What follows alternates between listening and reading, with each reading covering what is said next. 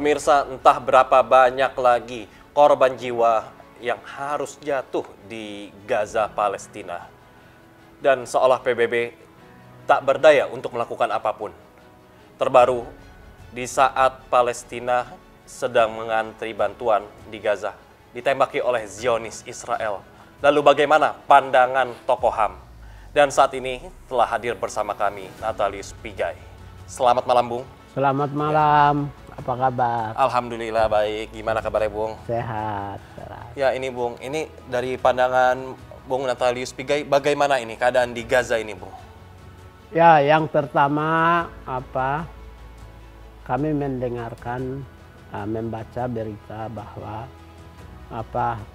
ada ratusan orang di Gaza meninggal ya. Karena itu tentu kita sebagai pembela kemanusiaan turut berduka cita atas kematian ya sekian banyak orang yang meninggal. Tentu ya. Kemudian yang kedua, ya, saya harus taat azas, ya, yaitu bahwa kita sebagai warga negara taat dan tunduk kepada politik negara.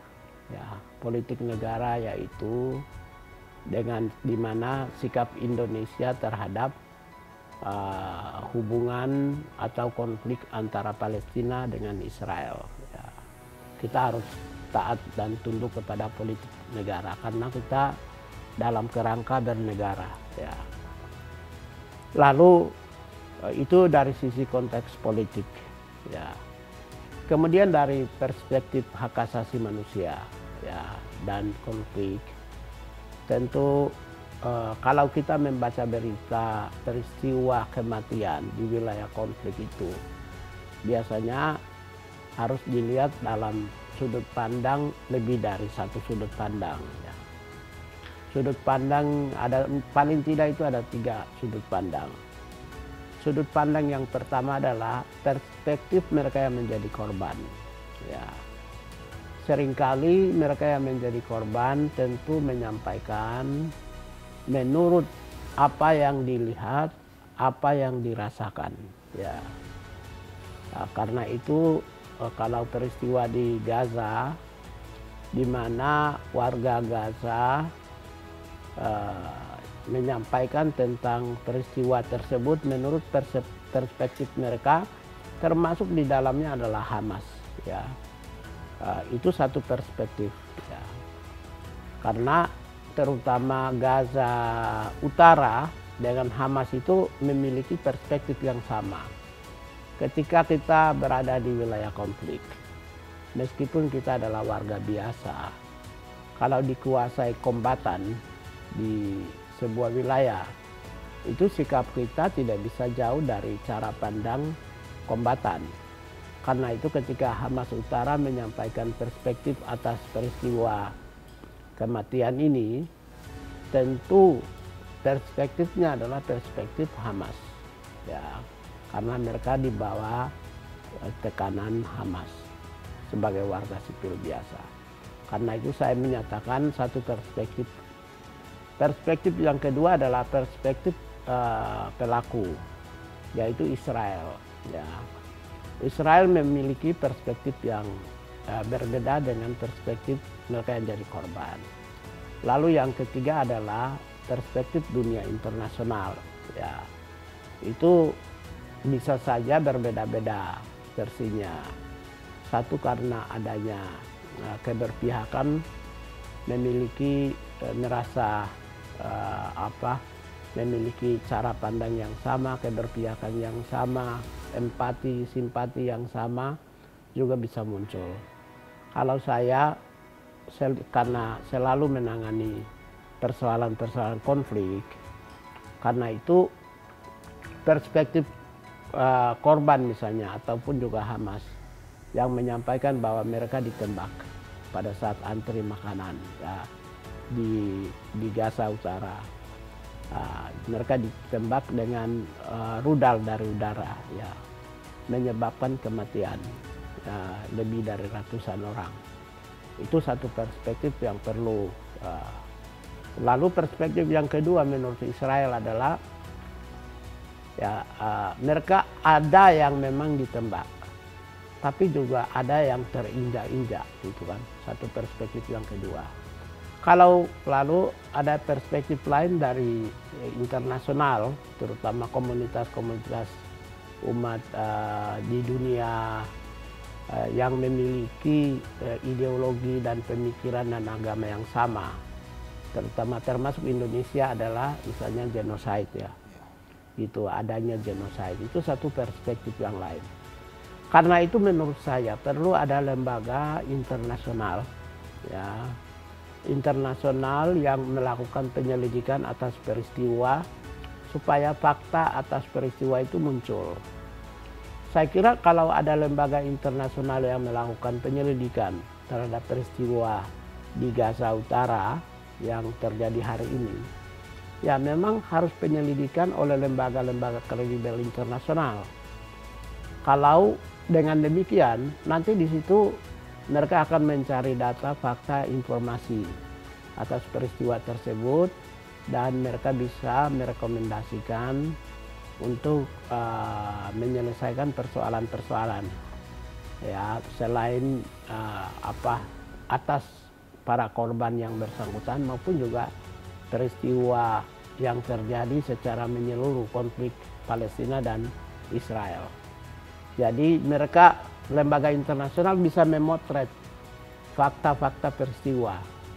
Kalau tanpa melibatkan lembaga internasional yang melakukan penyelidikan, entah itu lembaga swasta internasional yang kredibel, atau lembaga-lembaga Perserikatan Bangsa-Bangsa, atau juga mungkin lembaga di luar Perserikatan Bangsa-Bangsa, tapi lembaga-lembaga unitarian.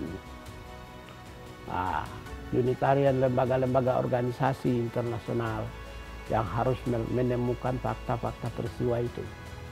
Kalau mereka bisa menemukan peristiwa dan fakta, maka nanti akan terbuka. Jadi kita harus bisa berkesimpulan atas peristiwa tersebut, apakah mereka ditembak, tembaknya oleh siapa, kemudian dari mana, apakah melalui artileri Angkatan Darat, atau dari Angkatan Udara, atau memang karena mereka terinjak rebut makanan. Semua ini harus bisa ditemukan solusi kalau dilakukan penyelidikan secara mendalam. Tapi tidak terbatas pada itu hasil penyelidikannya. Terbatas lebih luasnya itu adalah bagaimana kondisi sandan, pangan, dan papan yang ada pada masyarakat di Gaza Utara ya, dalam suasana perang ini. Kemudian bagaimana suplai makanan, bagaimana kecukupan kebutuhan, bagaimana soal medis, bagaimana soal pendidikan. Itu bisa ditemukan secara solusi menyeluruh, lebih luas dari sekadar itu. Begitu, Pak. Kemudian ini kan sudah banyak pelanggaran yang dilakukan Israel, tapi kenapa PBB seolah tak berdaya, kemudian sanksi internasional tidak diberikan kepada Israel ini? Ya, begini. Kalau ketika berhadapan antar negara, konflik antar negara, internation, interstate, itu gampang ditemukan solusi. Tapi ketika negara melawan kelompok kombatan, ya, apalagi kelompok kombatan atau sipilian yang dipersenjatai, itu negara selalu kalah, Pak. Kita lihat, semua konflik-konflik di dunia ini, negara selalu kalah. Konflik dimanapun, berhadapan dengan komunitas budaya, komunitas suku, dan komunitas agama. Kenapa mereka menang berhadapan negara? Karena negara itu ada regulasi yang membatasi. Penggunaan senjata ada regulasi yang membatasi.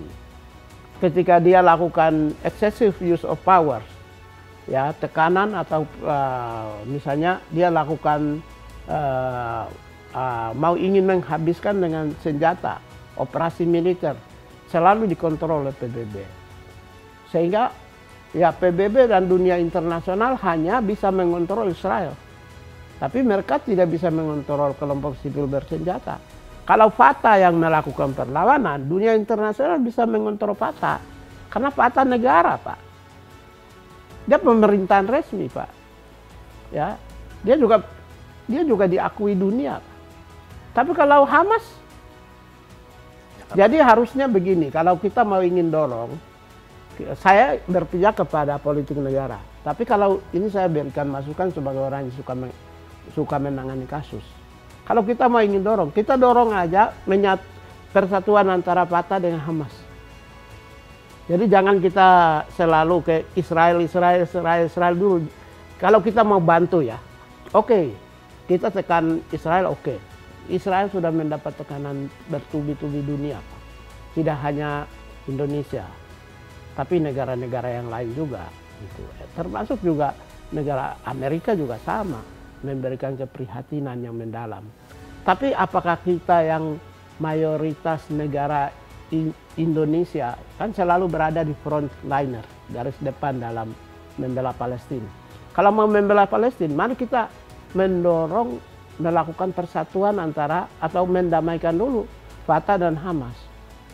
Mendamaikan Fatah dan Hamas kan gampang, Pak. Kalau Fatah lebih gampang, mudah. Tapi Hamas, kita udah dekati aja siapa di belakang Hamas itu. Misalnya Jordania, atau mungkin di belakangnya Turki, mungkin di belakangnya Mesir, mungkin ya. Atau negara-negara kita yang lakukan lobby. Nah, misalnya jangan supply senjata, jangan kan Hamas kan tidak mungkin dia punya senjata kalau tidak disuplai. Jadi kita itu tugas kita itu dua. Selain menyampaikan keprihatinan kepada Israel, kemudian kita juga berbicara di forum-forum internasional, fora-fora internasional, tapi juga kita mendorong persatuan di mereka. Karena yang tadi saya bilang itu, kalau ketika negara berhadapan dengan kelompok sipil bersenjata yang didukung oleh agama yang berbeda, suku yang berbeda, ras yang berbeda, pasti negara kalah. Ya, kemudian ini Bung, terakhir Bung, harapan atas kejadian ini ke depannya bagaimana Bung, dan juga konflik di Gaza ke depannya bagaimana harapan? Begini, kalau kita ikuti ini konflik di Gaza ini, Pak. Kan Israel kan menginginkan warga sipil yang tinggal di Gaza Utara itu mereka bergeser Gaza Selatan. Tapi gini, kita punya budaya kan, bahwa kalau kita tinggalkan kampung halaman, saya beberapa kali menangani kasus memindahkan orang. Itu setengah mati, Pak. Misalnya di NTT, di Kupang, warga suku Helong, mereka mau dipindahkan di Bendungan Cilong. Nah, mereka bangun Bendungan Cilong, kita mau pindahin. Tapi di situ ada kuburan nenek moyangnya, di situ ada nilai-nilai budayanya, adat istiadatnya, sejarahnya. Gitu. Terus di Sumatera Utara juga saya nangani kasus yang sama. Ya, beberapa kasus itu mungkin saya pikir seluruh dunia ini budayanya sama, bahwa meninggalkan kampung halaman itu tidak sekedar orang berpindah, tapi di situ ada ritusnya, ada warisan nenek moyangnya, ada sanak saudaranya di situ. Jadi satu kesatuan harus dipindahin. Kalau itu masih belum, nggak bisa.